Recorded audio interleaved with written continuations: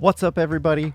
Welcome to another episode of Cretaceous Campcast. As always, I'm Cretaceous Dave, and wow, I'm so glad I did not record this last night like I wanted to.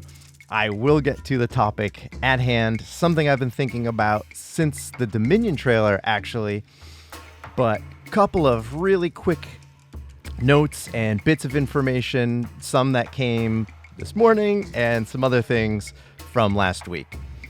To anyone new, welcome. Thank you so much for listening and or watching, and to everyone returning, thank you so much for coming back. The very first thing I want to start out with is the most recent, well, not anymore, it's Monday now. Last week's episode of the Jurassic Park podcast was their Jurassic Mailbag segment. And if any of you don't listen to the podcast, go and do that, definitely, for sure. But the mailbag is where they will read emails or listen to voicemails and voice messages from their listeners and address them on the show. And someone had asked a question about something Camp Cretaceous related that Brad did back in season 1 of Camp Cretaceous. And there's so much been going on with Jurassic, and especially now with Dominion on the horizon. He answered it the best way he could, but something he said that completely shocked me was he name dropped this podcast and encouraged folks to check this out and tune in. So huge thank you to Brad and everyone over at the Jurassic Park podcast. They are all amazing, amazing people. And if you found us because of that, thank you so much. Welcome. Hopefully my stuff isn't too out there for you. I like to think a little bit outside the box at times, kind of get people's minds going in places they may not have thought it would go related to Camp Cretaceous. But I am going to go into some of that cool, fun stuff, breaking down seasons, breaking down episodes, maybe even do some of what that caller into the mailbag suggested and kind of do a talk over, especially now that we may have a couple extra months on our hands. I'll get to that in just a moment.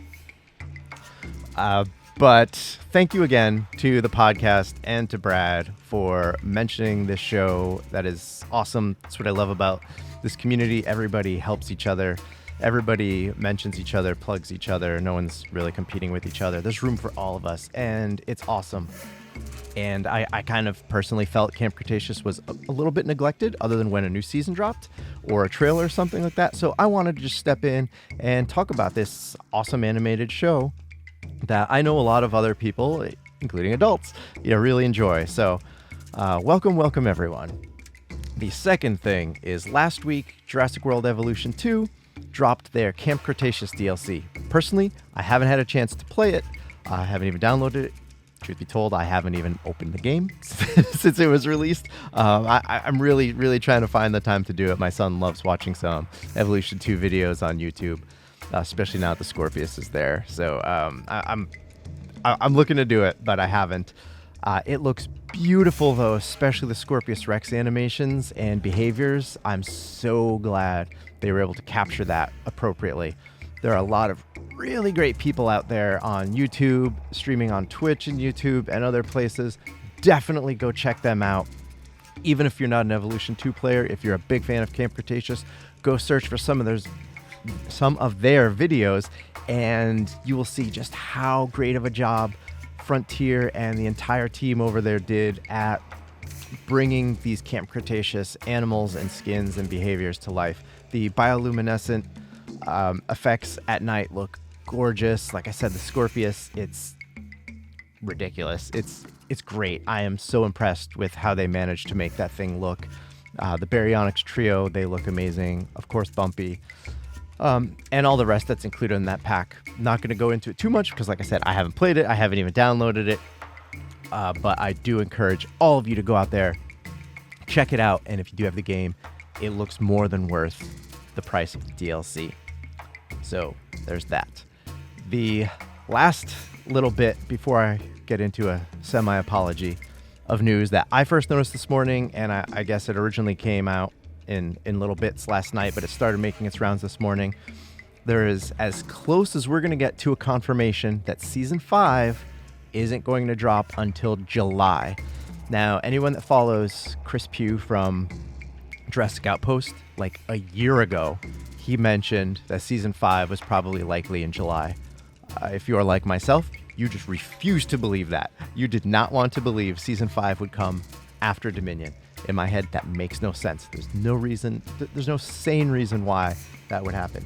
And yet, last night into this morning, we're seeing scans and photos of brochures from a Brazilian licensing event or marketing event, something similar to that, but it went over all of the Jurassic licensing stuff, and it mentioned Camp Cretaceous Season 5 coming in July.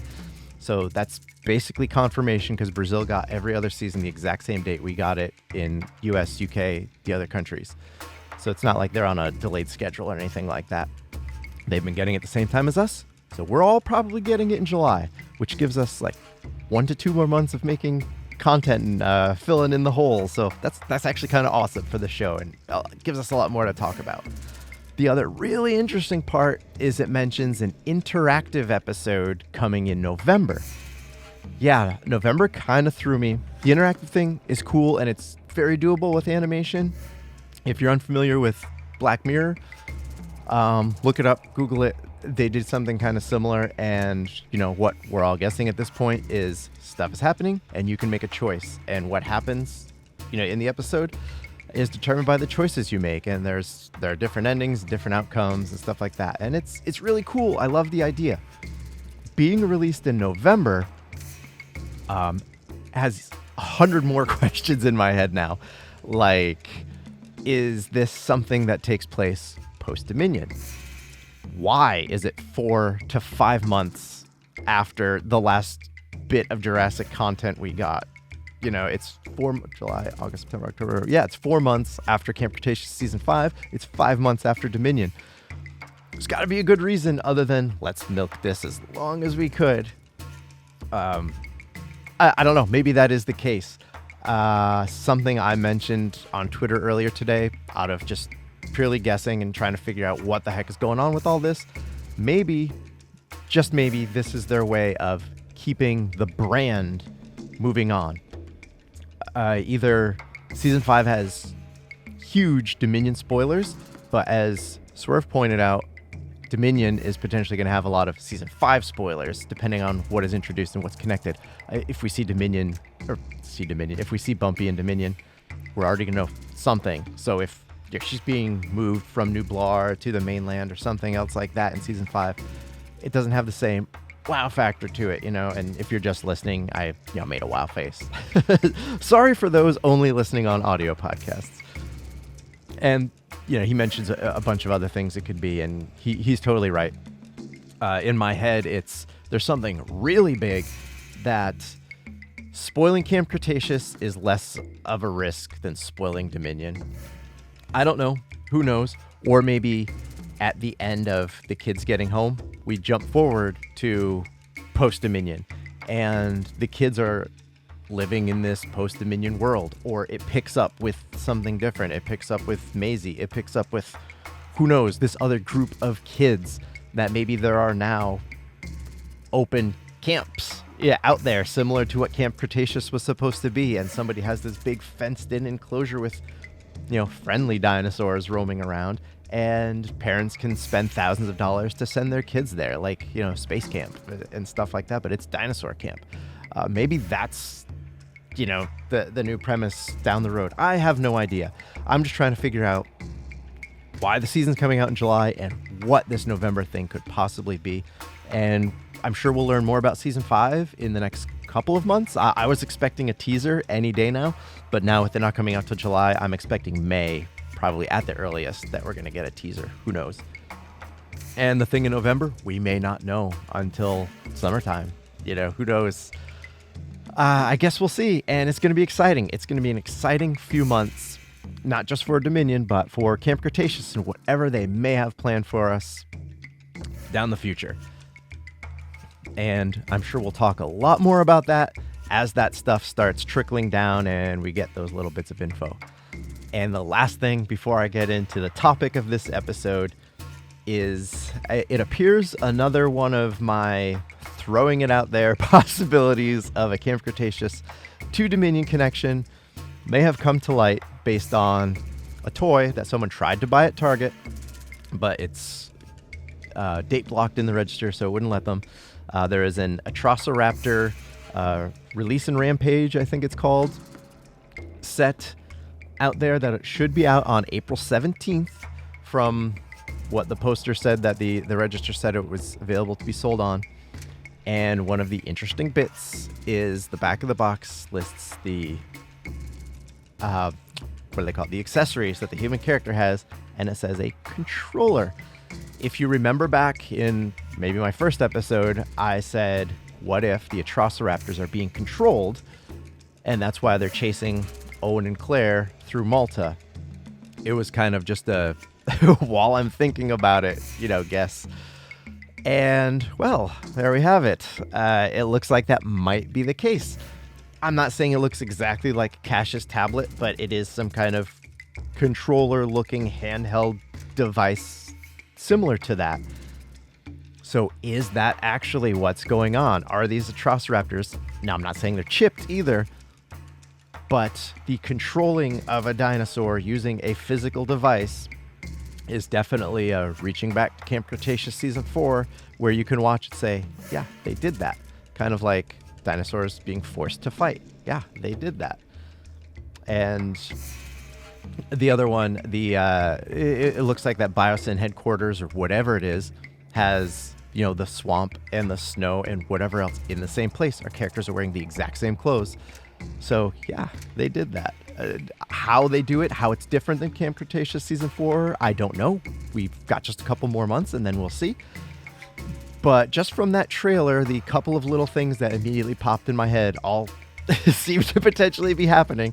So I guess my detective skills are still kind of there a little bit. For those that don't know what I did before, I had a job where a lot of my job was finding a whole lot of something and a little bit of nothing. So haven't done that in a long time, but it's fun to still let the mind exercise that way.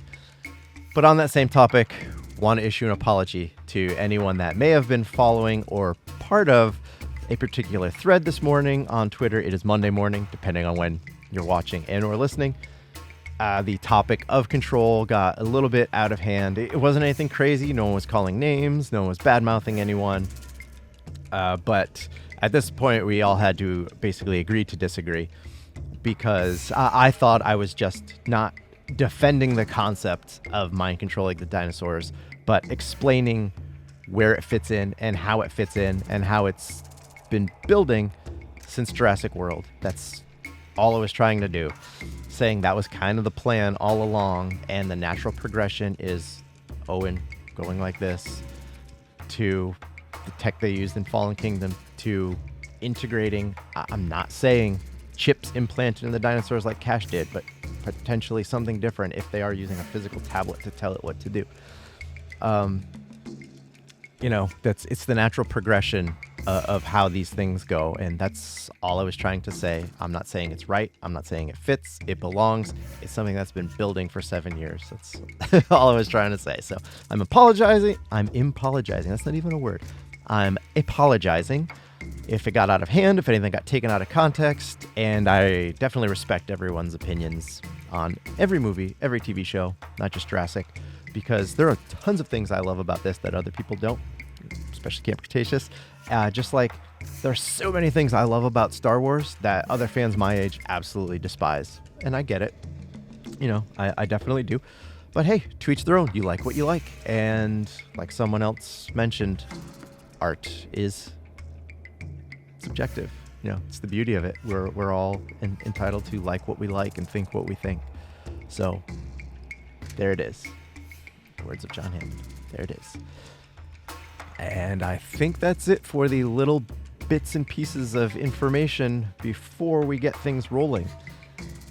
And for today's topic, I originally was going to go back into away from what the first few episodes were, and it's something a little more fun, but I 180'd on that, and I'm sorry if you guys were looking for something more directly attached to episodes or shows or characters, but this is something that has been in my head since first seeing the Dominion trailer, and the more talking about things and the more seeing things about that film got me thinking, I think I was totally wrong about Mantah Corp. And that's what this topic is. Who the heck are Mantah Corp? Because if you're like me, early on in season 1 and everything following, you assumed, or may have assumed, they were Biosyn, a front for Biosyn, some shell company of Biosyn, or a company that gets acquired by Biosyn. I think most people thought they had something to do with Biosyn. I remember back in season 1 when the name Mantah Corp was dropped, everyone was, who the heck are these guys? We have this company in the franchise, never named in film until now, Dominion, but named in the book, and we all knew who they were because of Dodgson. You have them. Why are you introducing this other random company that's interested in making dinosaurs? And it's still a valid question. So everyone just assumed it's Biosyn under a different name. They don't want to call them that. Maybe it was a licensing thing. Maybe they're saving that big reveal for later on. People even went saying Mantah is an anagram for Hat Man, and Dodgson was wearing a hat, so it's obviously Biosyn. I get it. I was all on board with it being Biosyn. Not so much anymore. I've got a couple thoughts on this. And if this is going to go in 100 different directions, A, I'm sorry, and B, if you've watched me and listened to me before, you know that's kind of where my brain goes. I generally don't put notes in front of me. I say what I'm thinking as I'm thinking it. So, if they are someone or part of someone, and you may not like to hear this, I think it's InGen. I kind of hinted at that before without me realizing I was hinting at it. Connection 1 goes all the way back to season 1 when the kids are talking to Eddie and he mentions the other guys. I'm convinced at this point the other guys is Mantah Corp. And clearly Eddie knows not only do they exist, but what they're doing. And the other big connection we get is Daniel Kahn, Kenji's dad. Back in season 3, we saw the picture in the penthouse. And then when the season 4 motion poster came out and everyone was breaking down every little frame of that 7 or 14 second, whatever it was, thing, someone mentioned, hey, that little desert looking thing in that glitch, that looks like where Kenji's dad is standing in that picture in the penthouse. And bingo, season 4, we find out that Kenji's dad is the CEO, president, whatever he is, of Mantah Corp. He's the boss. Which, if you're like me watching it, you were shocked. After the fact, I'm like, I shouldn't be shocked. Like, they told us this was coming. They showed us this was coming. It was still a big surprise. So this makes me think it's not directly InGen, but these kind of cells within InGen that are who Mantah Corp is made of, or who is funding and fueling their research and their innovation and how they're able to get the assets they can and do the things they do. And what makes me think it's 100% not InGen is Wu. I honestly don't think that he has anything to do with Mantah Corp. And part of that is in season 3, we see a drone get footage of the Scorpius and get destroyed. We don't know what other footage the drones have. The drones clearly know kids are there, or that the Scorpius was out, at least the kids were there. And when we see Wu appear in season 3, he is shocked that the kids are alive, like absolutely shocked. And then his bigger shock was the Scorpius got out. You would think if he was involved in any way with Mantah Corp, when they got that footage, or maybe they didn't, maybe, it captures and it goes back. And since the drone never made it back because it got destroyed, they didn't know the Scorpius was alive. For the sake of this argument, let's assume it was live feeding right back and Cash or somebody else was watching what was happening as it was flying around. They would absolutely call and tell him, like, dude, what is this thing running around there? It is gnarly, man. And he would be like, we got to get there right away. We've got to get this taken care of. So, I don't know. He seems surprised by legitimately everything. He also seems way too proud of a person from what we've seen over the span of the World franchise, including Camp Cretaceous, to let somebody else do these experiments on his creations. Chipping dinosaurs does not seem like something Wu would willingly do. So if that is involved in Dominion and he's part of it, I think it's against his will, and he's forced to for one reason or another. The way the Indoraptor was controlled was probably the extent of how he would handle it, through some sort of visual and audible means, not physically harming the dinosaur, especially since we saw what it did to Firecracker. It, as evil as you may think Wu is, I think he cares about his creations enough that he's not going to let someone else do that to them. If it was his idea and something he kind of came up with from the start, that could be a different story. And I also don't think they knew anything about Daniel Kahn. I don't think Masrani was part of it, and he probably wouldn't have been as close with the Kahn family and whatever knowledge he had. So I think, Daniel being some insider or super rich person, he was able to buy his way in to being on the good side of Masrani and InGen and everyone involved from early on.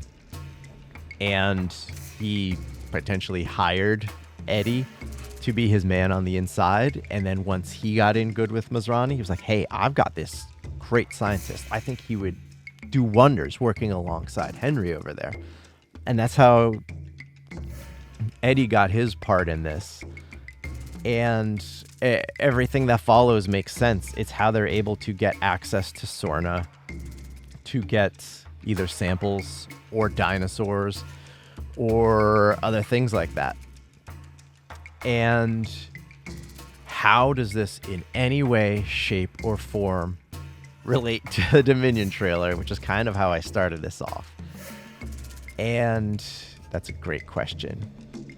And a lot of this didn't come to me until I started making my fake Biosyn videos and commercials.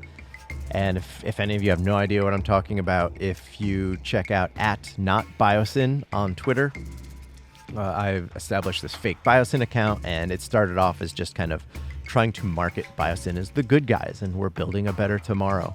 And then an InGen research and development account showed up, and now it's some back and forth between us, some good, friendly internet rivalry.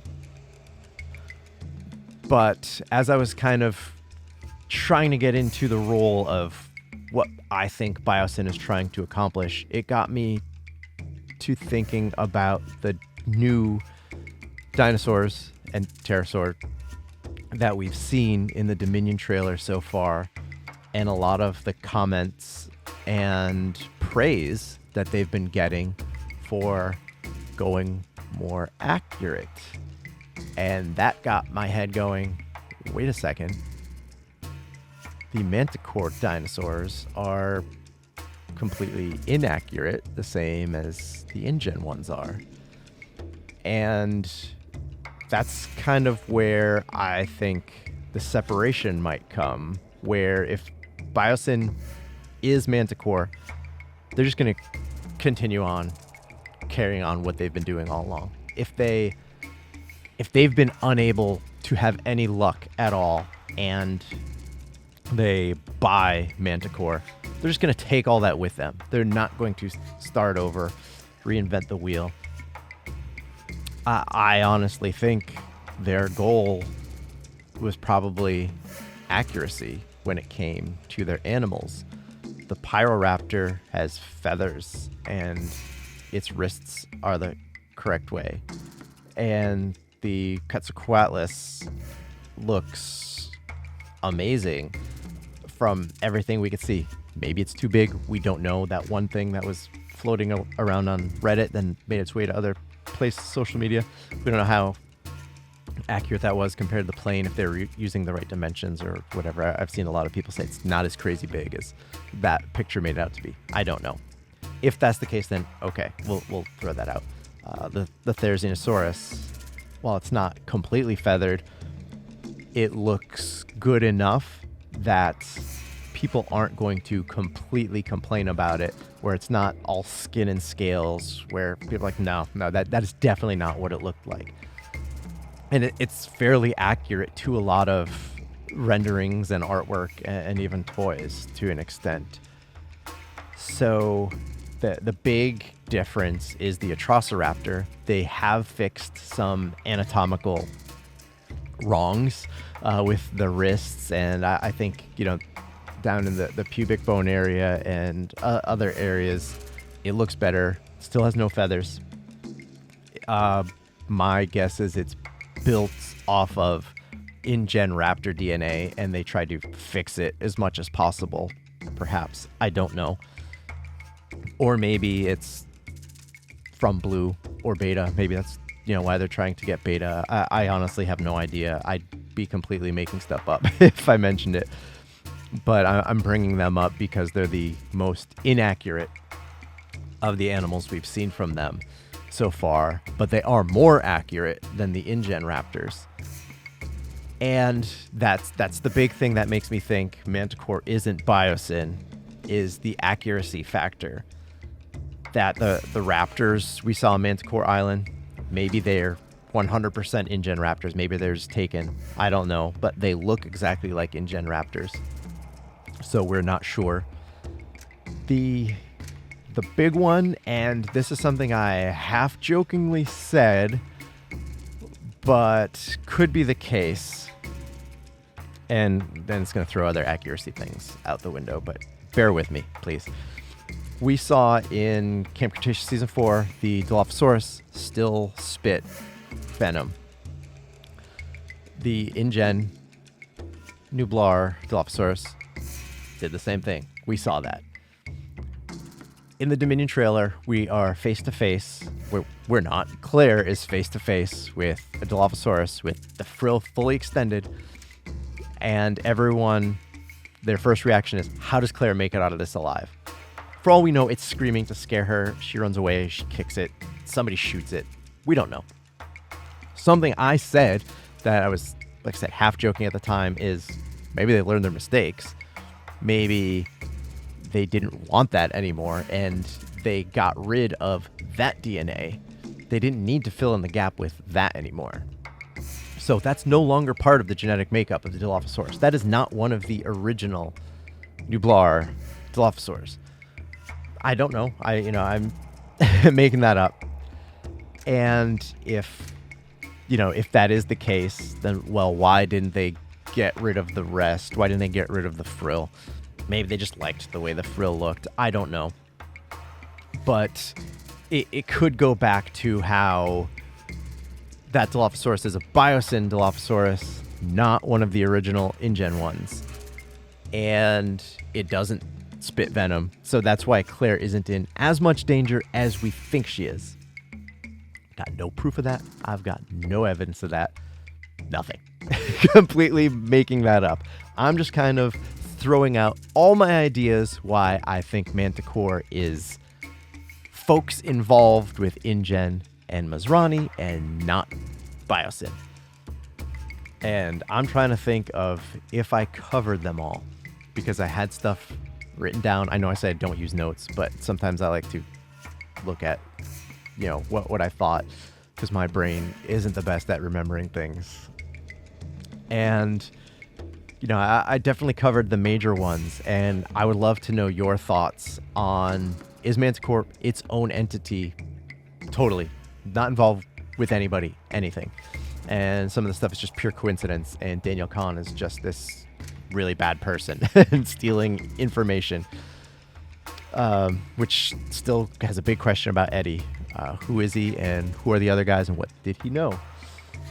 And I'm sticking to my guns. Eddie is 100% Mantah Corp. And who are they? If they're not Biosyn, if they're not InGen, if they're not fragments of these companies, who are they? And if they're not Biosyn, how do all of these weird coincidental things tie into Dominion that we're seeing with Mantah Corp? My guess is theft. Maybe they do buy Mantah Corp. I don't know. Right now, where my head is going, I don't think they do. And I'm only basing that off of the dinosaur stuff. So who knows? But maybe they find out about them. And, they go and steal their technology. They raid what they have. Maybe we'll see something in season 5. It's either a rescue mission to get the kids or something. And Biosyn's following along, and they notice this other place. And it's after everything is shut down and stuff is gone. They break in, and they're like, whoa, this technology is wild.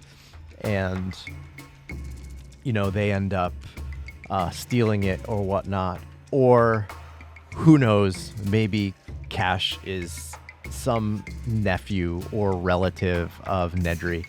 And as he sees everything burning around him, he's like, I've got a guy that's going to pay good money for this, so let me give him a call. My uncle Dennis, he told me all about him. And then we're getting into Danny Niedermeyer territory, if you've watched Lego Jurassic World, Legends of Isla Nublar. But that could be fun too, a fun Nedry connection. I don't know how they get their hands on it. I'm thinking it's stolen or it's sold to them. I don't think they take over Biosyn, that they are Biosyn, that they buy or take over Mantah Corp, buy Mantah Corp, are a part of them. I think Biosyn is an entirely separate entity, and they either steal the technology that is beneficial for Dominion, or it is sold to them by Cash or someone else. I don't think it's Daniel at this point. I think he's getting arrested. He may die. We've seen adults die. I don't know if they're going to go that way because it's one of the campers' dads. Who knows? This show has surprised me with some dark scenes and details. And the kids and adults have experienced a lot of loss in the show. And that's definitely a topic I plan on covering sometime in the near future. Loss and near loss. But I don't know. I'm excited. I definitely want to know what you all think. Please let me know in comments or on Twitter, wherever. Who do you think Mantah Corp is? Who did you think they were? And now, have I changed your mind or kind of got you thinking a little bit? If anyone has suggestions for the next couple of episodes, please let me know. I have nothing set in stone, and I'm going to be away for at least a week next week. So I'm not going to be here in a place with my green screen and my good microphone and everything else. So I'm more than likely not going to have an opportunity to record anything at all next week. I didn't last week either. So, but if I have some ideas or if someone throws something out that I can do something quick, I may try to pre-record one or two more so I can kind of have them ready and get them out there so content isn't super spread out or you don't go a long ways in between. If something like super duper huge breaks while I'm gone, I'm going to have my laptop and my phone and I can make something really quick. It's not going to be the best quality, but hey, take what you can get. And yeah, so that about wraps everything up. If I have more, I'll record an update and amend it onto the back of this or upload it as a second thing. Who knows? Thank you all, everyone, for listening. and for watching. If I forgot anything, I'm so sorry, and I'll try to update. And if you would like to follow the brand and the podcast without all of my personal BS in between, it is at Media Cretaceous on Twitter, Cretaceous Media on YouTube. Look for us. I do have Instagram and other stuff. I'm so bad at updating anything on social media. I really might look for someone to take care of social media for me. I probably don't have any money to pay you, but if you just kind of want to have fun and take part, let's chat, because I'm so bad at social media. And me personally, at Cretaceous_Dave on Twitter. It's not just Camp Cretaceous content, it's Jurassic content, it's dinosaur stuff, it's a lot of randomness, it's a lot of me complaining sometimes. Sorry about that. Sometimes I can go on these tangents, and I do apologize for people that put up with it. And sometimes it's just weird random things that I post that end up getting thousands of likes for no reason whatsoever. I don't know. It is such a weird, strange place, this internet. That is it for this episode. I am going to try to record something bonus, not Camp Cretaceous related, but if you're checking the Cretaceous Media YouTube channel, this is going to make its way there, not on the podcast. It's not related to the podcast, but I've got this small little bonus video that I'm going to be recording right after this. So keep your eyes open for that as well if you're interested in hearing about me talk about something completely else, but related to Jurassic. And until next time, stay safe, stay Jurassic. Yeah, we're Jurassics now. Stay Jurassic and have a great rest of the week, everyone. Take care.